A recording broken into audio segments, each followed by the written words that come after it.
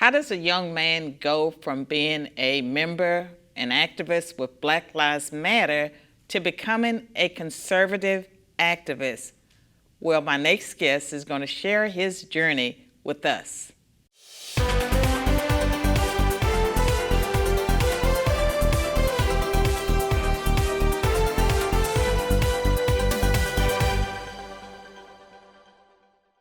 Welcome to another episode of Conversations with Dr. Carol Swain. That would be me, and this is the show where I talk about anything and everything that's on my mind.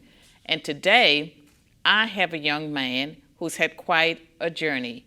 Meet Aaron Alexandra. He started off as a member of Black Lives Matter, your typical, maybe angry Black youth, and now he's the national director of the student movement with BLEXIT.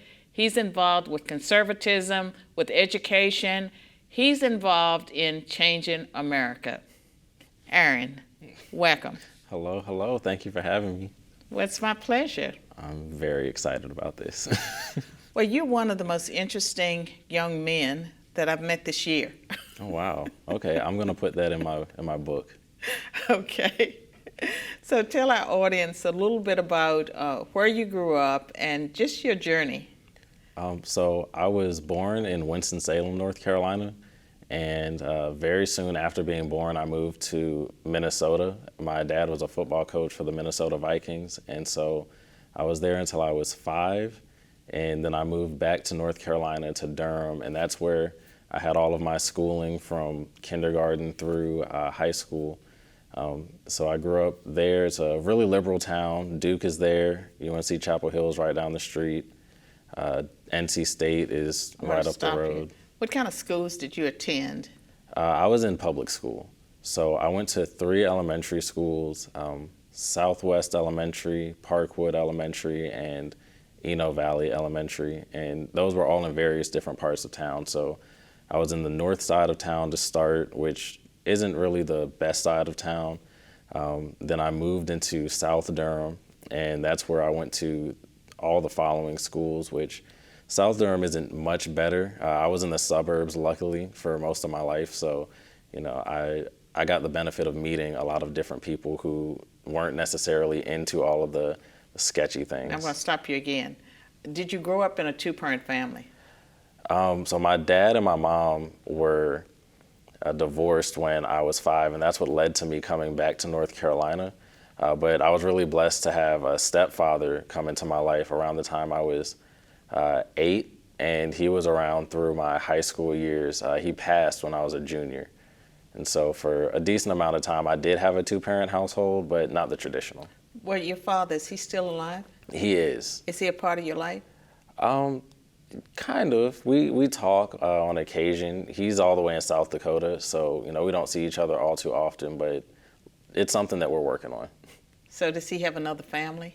Yeah, I have 2 younger brothers now. One of them is 9, and the other one is just turning 1. And then he has a wife out there. She's a head coach for a softball team. Well, that's an interesting profile of your father.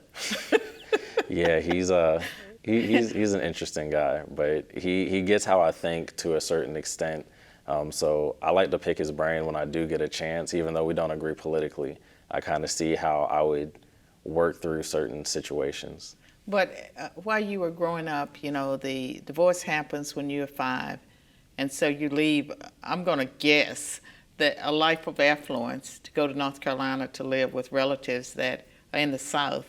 Was that a cultural shock, or were you too young to realize what had happened? No, it was definitely a culture shock. So in Minnesota, I actually didn't know that other Black people existed outside of my family. My mom will tell this story of when I was in preschool, and I came home one day and I asked her, "Mommy, why am I the only chocolate boy at school?" And she told me it was because I was special, and I just took that and ran with it. So moving down to North Carolina, in Durham of all places, like everyone was either Black or Hispanic for the most part. And I was not used to that at all. All of my friends back home in Minnesota were white, and I'd never heard of anybody not liking someone because of their race up until moving to the South. Well, when my children were young, especially my youngest one, we lived in Blacksburg, Virginia. And so my youngest son went to schools that were predominantly white.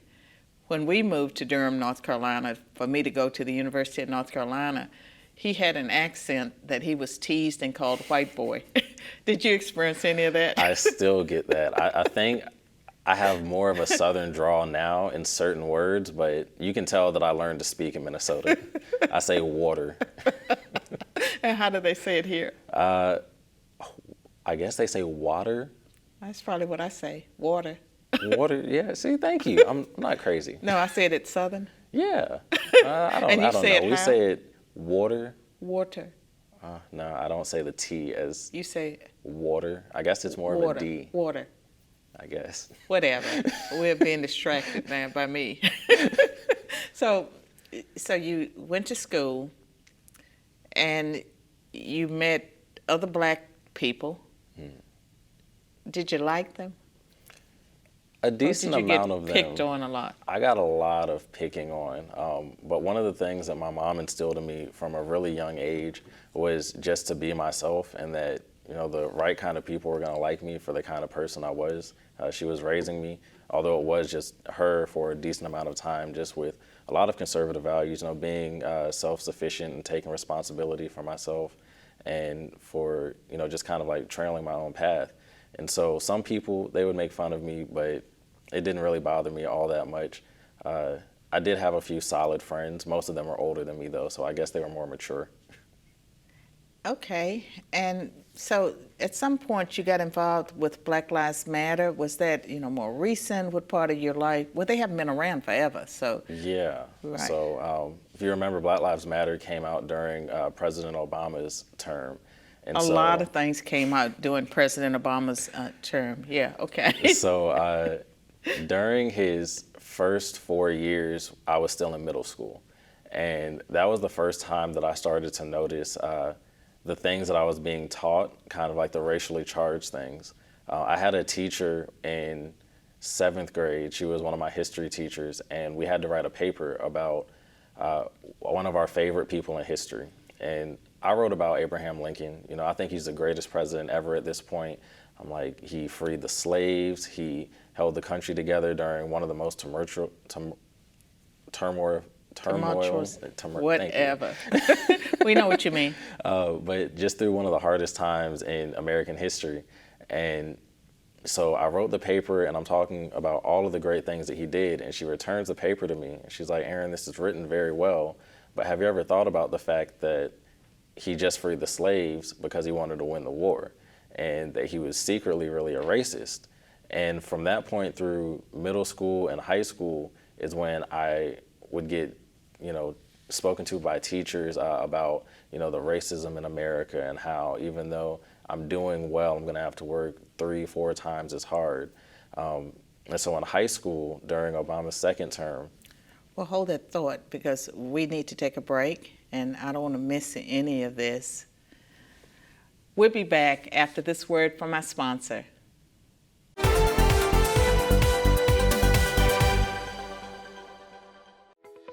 Conversations with Dr. Carol Swain is made possible by Cooper Steel, a family-owned business that provides the steel fabrications for some of the greatest buildings across the United States. 60 years ago, Kenneth and Faye Cooper founded their company in Shelbyville, Tennessee. Cooper Steel believes in sponsoring Carol Swain because we believe, as she does, you build strong, you stand strong.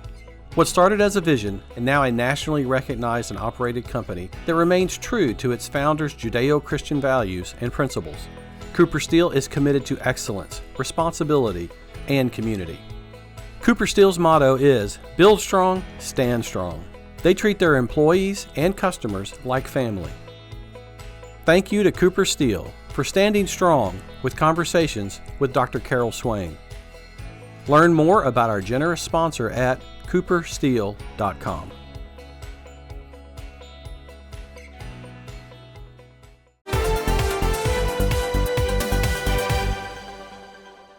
I'm back with Aaron Alexandra, and he's a young man that with a story.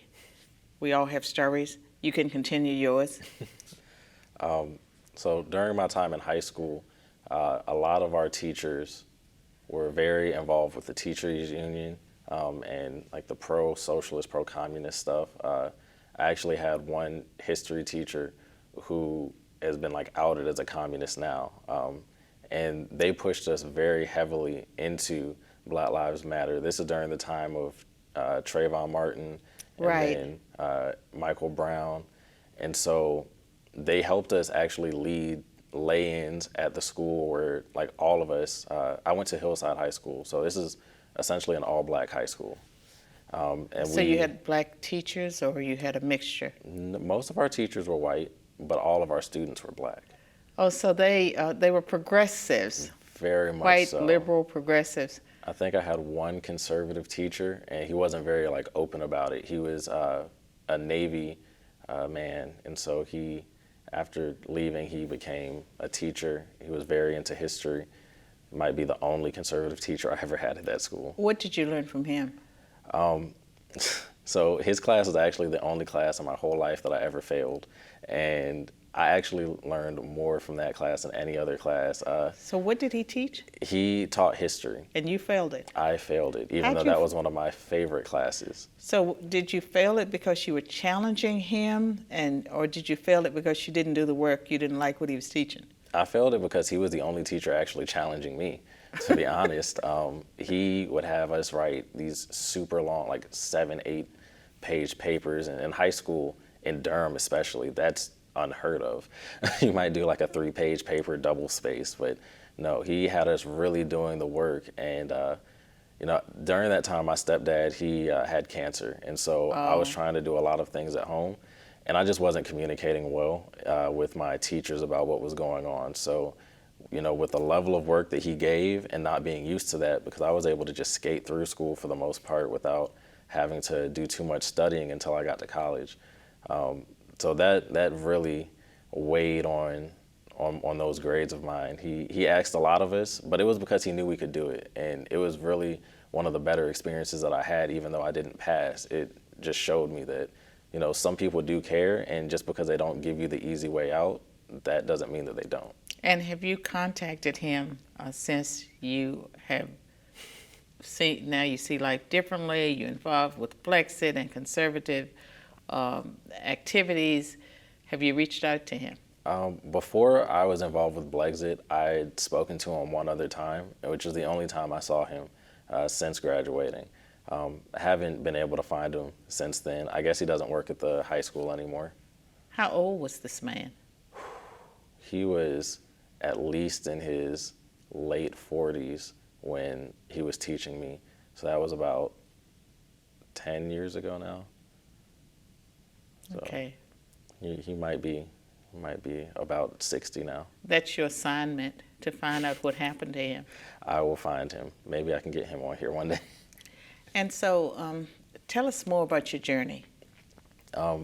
So from all of the sit-ins that we would do at the school, and just kind of being pushed from teachers to do, like we did teachers union rallies. Oh, please. Oh, No. yeah. We were like pawns for them, and that was something I had to come to realize. But they would use us. We would be outside early before school started. We'd have a DJ, and we'd all have on our red to, be showing support for the teachers union. I feel like it might have been like a communist thing now looking back at it.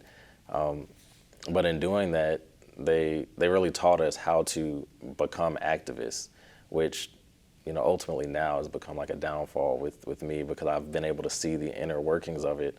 But we would go out to different political events. Of course, everything was for Democrats.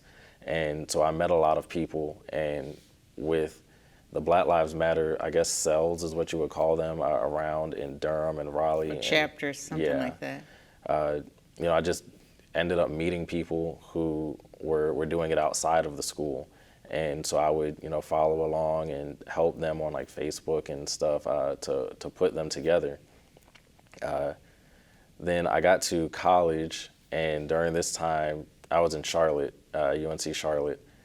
There was just no let up from Black Lives Matter and the rioting that was going on. I would see friends get into altercations with police officers, tear gassed and everything.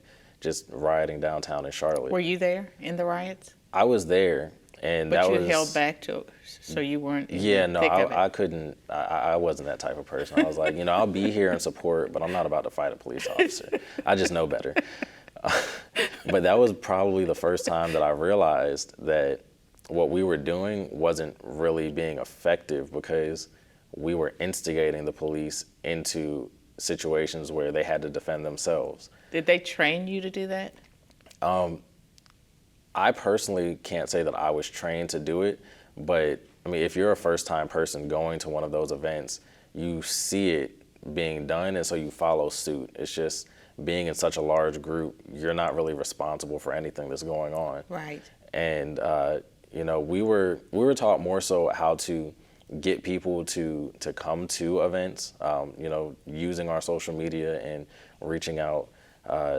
And then even if there weren't that many people there, just making it look like there were more people there, and then eventually more people would show up. Now, what was the turning point for you? The turning point for me was after I had left college.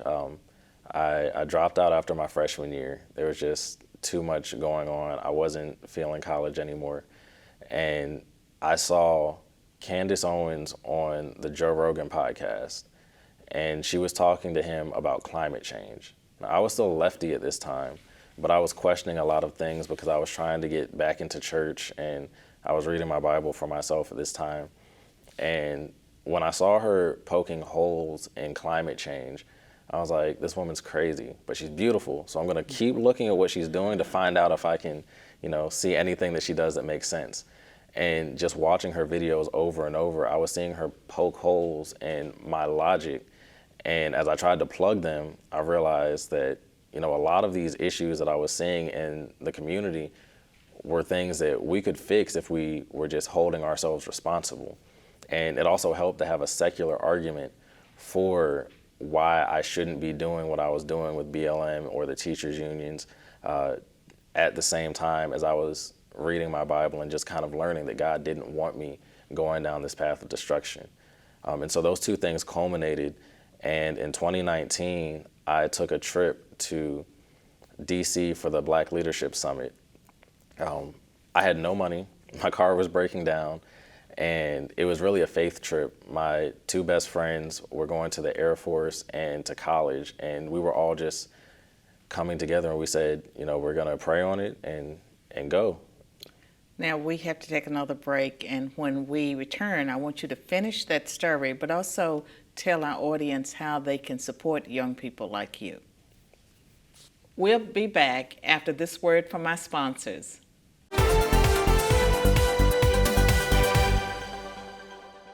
Dr. Carol Swain's Be the People, a call to reclaim America's faith and promise, newly released in paperback and audio with a new introduction, is a challenge to all Americans. If you are serious about being the best citizen you can be, this is the book for you. From addressing moral relativism to reclaiming the future, you'll understand why Dr. Swain is one of the most relevant voices in today's culture war.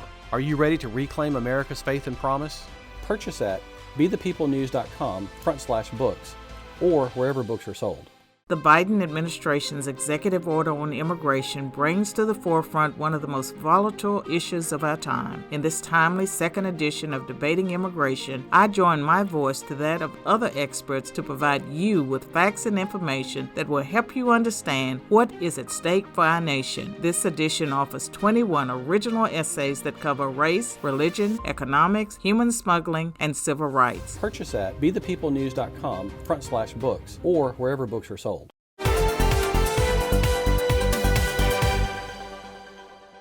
I'm back with my guest, and he is telling us a fascinating story. Make sure it is fascinating. So you're at DC, and what happens next? So I'm at the Black Leadership Summit, and I knew Candace Owens was going to be there. And all I wanted to do was meet her and try to get involved with BLEXIT. So I was there, and it was an amazing event, just for starters. I was meeting all kinds of people, ABL, Brandon Tatum, just everyone who you could possibly want to meet in the Black conservative movement. 2019 was there. I wasn't there. Yeah, because that part of the story, they couldn't get go, you. Go ahead. Keep going. That part of the story comes later. I had to have something to work up to. Okay. So while I was there, I became friends with Bryson Gray, Mikkel Crump, Shekinah Geist actually invited me out to the event. And on the last night, I had nowhere to go. I didn't really make too many close friends other than them on that last night. And, I asked them what they were going to get into that evening, and they asked me to come hang out with them. And I ended up in Pierre Wilson's room, which is the national director for BLEXIT. So he happened to be looking for a different Aaron who lived in North Carolina to start the North Carolina chapter of BLEXIT, the inaugural chapter. And he was looking for a different person, and God sent you. Same name, same state, and I was ready and willing to work. And With your priestly name. It's such a blessing. I am the Levite brother that everyone's looking for. I'll come speak on behalf. Well, did you meet Candace? I did not meet Candace then. I met Candace 2 weeks later. Okay, well, you can continue your story, but you left us hanging. You went there to follow or to meet Candace. Mm-hmm. You didn't meet her, but you connected with other people. Yes, I connected with Pierre. Is really the big piece of the picture for me, because as I wanted to go meet Candace to get involved with BLEXIT, the man in charge of getting the chapter division started was right there under my nose, and I had missed him the entire weekend. So you just thought he was another black dude? And I never even saw him. Okay. I didn't even know he was there. He walked in the room, and he's tired. He's taking off his tie, and they're just like, "Oh yeah, Pierre, this is Aaron." And he's like, "Oh, Aaron, I was looking for you." It's like, "Were you really?" Nobody knows me. I'm not a conservative yet. I still just came out of the mindset that conservatives He was looking were for racist. a Jewish guy named Aaron. And luckily a Christian guy named Aaron was there. And so I gave him my information, and 1 week later he reached out to me, and that's when we put together the BLEXIT Atlanta, the first BLEXIT rally under the chapter division. And ever since then, it's just been a beautiful thing. I met Candace and her husband there, and I haven't looked back. They've just given me opportunity after opportunity to prove myself, and I went from an assistant director with the organization in the very beginning to now working in the education division. So it's definitely been a blessing. Tell us more about the education division and how your background as a student that was indoctrinated in high school and college, how does that help you now with what you do? Well, the education division is the newest part of BLEXIT. We're really aiming to get chapters on college and high school campuses so that way we can start to curb what's going on in the schools as far as the indoctrination goes. And our pillars of the organization have to do with free markets being the way out of poverty, with having a two-parent home, taking personal responsibility, and learning the actual history of America, not this weird bent version where everything revolves around racism.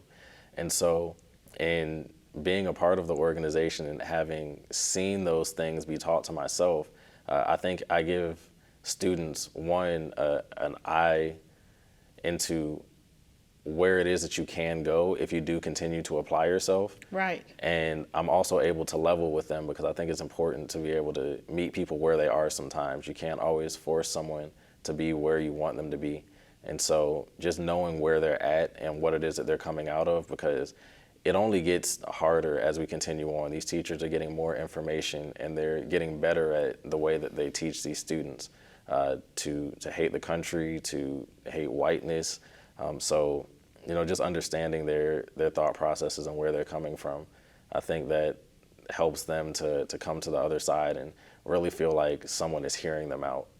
What I find interesting is that you were indoctrinated, as a young person with the racism and how you were a victim and about a country.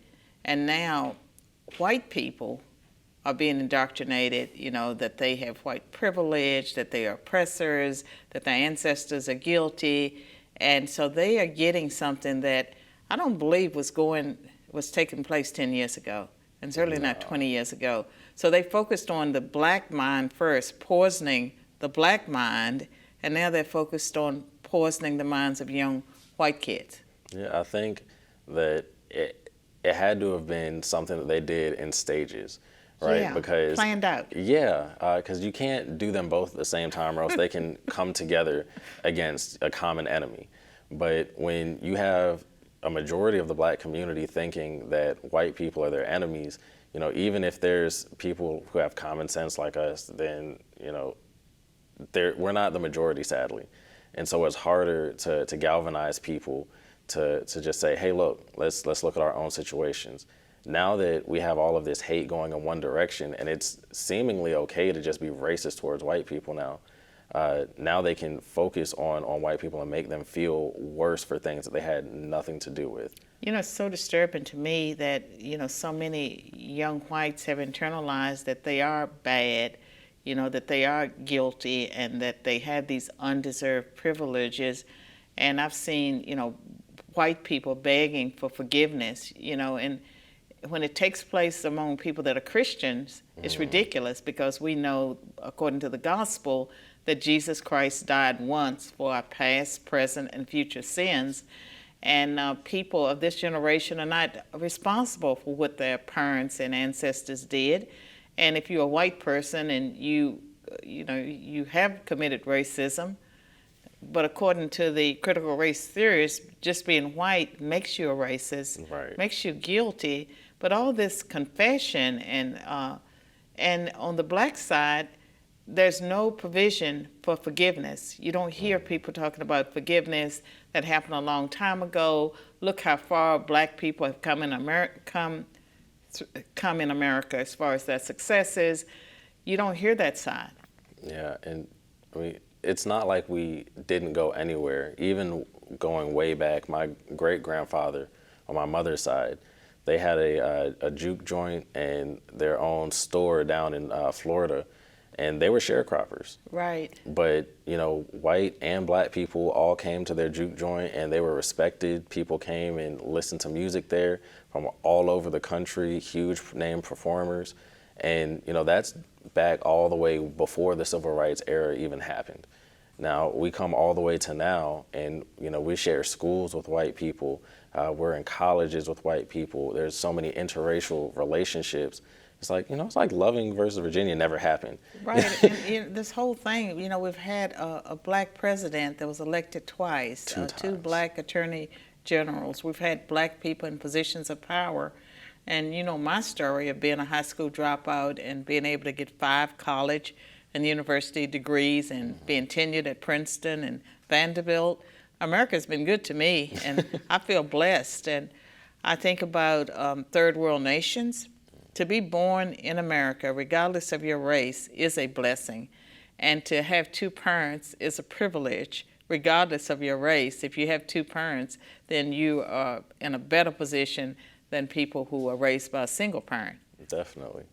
And I mean, numbers show that, you know, if you're raised by a 2-parent household, then you're less likely to drop out of school, to go to prison. And we know all of those things. So I think what is most imperative is being able to have those conversations with people in the community in like a loving way. Because a lot of times people will kind of try to force it. And when you feel attacked, you're less likely to listen. And I think if people on the other side are able to hear what it is that we're saying and know that we're coming from a genuine place, that we really come with the heart of Christ, then we'll be able to make some change. I don't think we can save everyone, sadly, but I think there's a lot of people who can be saved. And Aaron, tell our viewers how they can follow you or support your activities. I'm on Instagram at @Aaron Alexander, and on Facebook, I'm Aaron Alexander. Then you can follow our BLEXIT student page at BLEXIT Students on Instagram, Twitter, TikTok, and on Facebook. And then you can get all of our updates on what we're doing there. And how can you make a donation to the foundation? If you go to BLEXIT.com and just scroll down to the bottom, we have a donations page. Great. Thank you so much for being on this show. Thank you so much for having me. We'll be back after this word from our sponsor.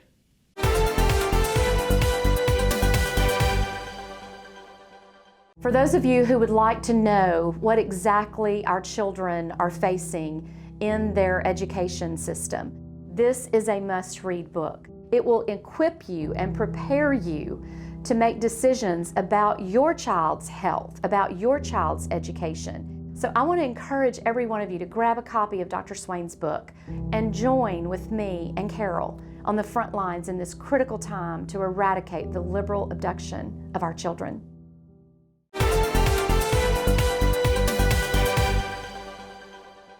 Thank you so much for tuning into this episode of Conversations. Aaron is a remarkable young man, and there are others like him. There are thousands of young blacks across the country who are, quote, woke. They're woke because they see the lies that they have been fed, by teachers and by progressives, and they have Judeo-Christian values and principles. They care about being Americans. They care about fellow blacks. They're trying to help us out of this dangerous racial situation we're in today. So follow Aaron on Facebook, Twitter, and all the places he mentioned, and also the BLEXIT Foundation. Support them. And tune in next week for another episode of Conversations.